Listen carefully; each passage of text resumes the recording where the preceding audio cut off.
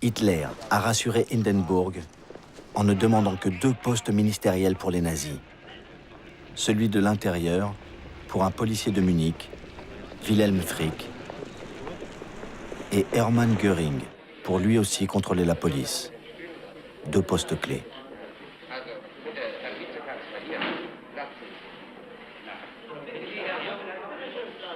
Hitler avance masqué.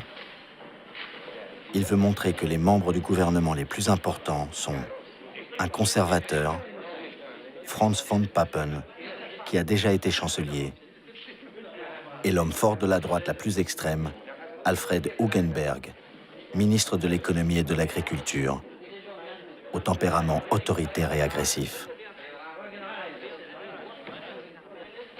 Hitler appelle son gouvernement « cabinet de concentration nationale » pour donner l'impression qu'il ne s'agit pas d'un gouvernement nazi, mais d'une coalition nationaliste.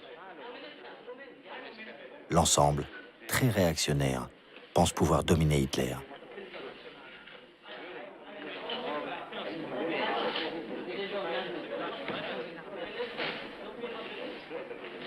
Von Papen se trompe lourdement lorsqu'il dit à Hugenberg « Hitler, c'est notre homme ». Et l'autre répond « Nous l'encadrons ». Le soir même du 30 janvier 1933, Goebbels organise à Berlin, comme dans toutes les grandes villes, une retraite au flambeau qu'il veut grandiose, avec les casques d'acier, les SS et surtout les SA.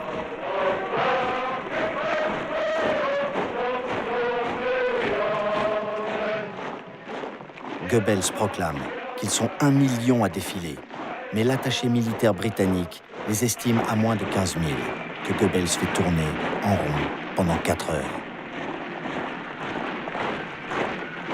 Il passe sous les fenêtres du président Hindenburg, 85 ans, qui se croit transporté à Verdun en 1916 et dit à son aide de camp « Nos hommes défilent bien, ils ont fait beaucoup de prisonniers. »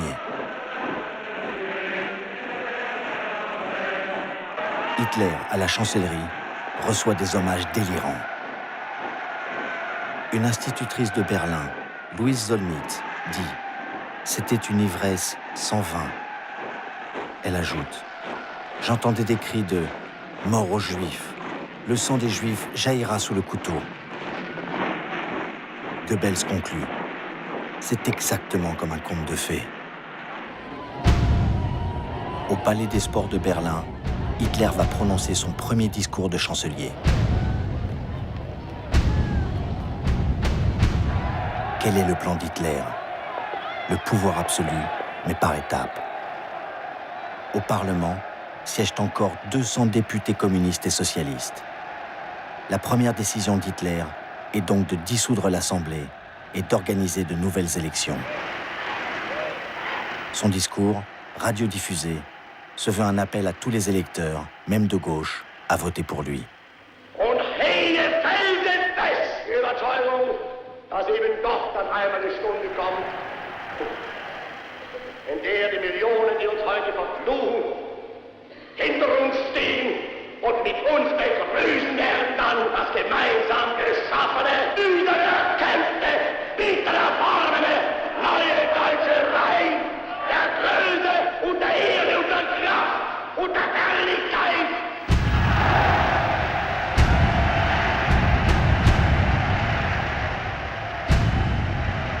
Avec ce discours, somme toute conciliant, Hitler continue à avancer masqué. Mais Goebbels vient mettre les points sur les i en revenant aux fondamentaux, l'antisémitisme et la violence, pour l'électorat nazi de base. Und wenn die jüdischen Zeitungen heute glauben, auf versteckte Drohungen die nationalsozialistische Bewegung einschüchtern zu können, sie sollen sich hüten. Einmal wird unsere Geduld zu Ende sein und dann wird den Juden das freche Lügenmaul gestopft werden.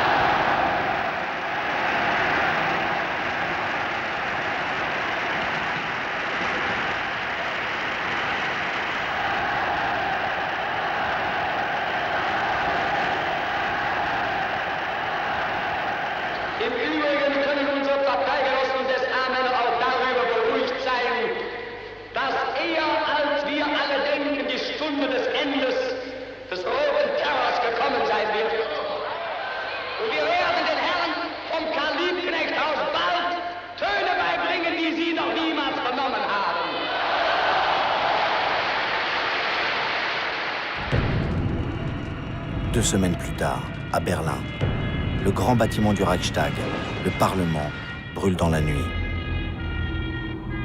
De ce symbole puissant de la démocratie allemande, il ne reste plus rien.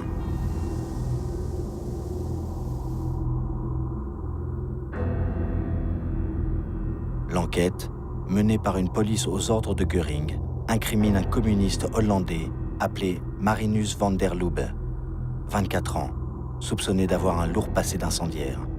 Rapidement déclaré coupable, il sera décapité. À qui profite le crime? Aux nazis.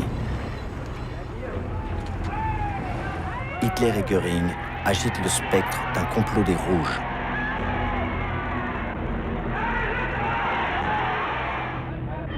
Göring fait arrêter 4000 communistes et leurs chefs.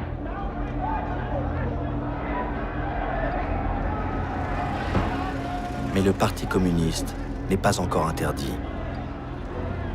Car Hitler veut garder une apparence de légalité pour les élections législatives qui doivent conforter son pouvoir.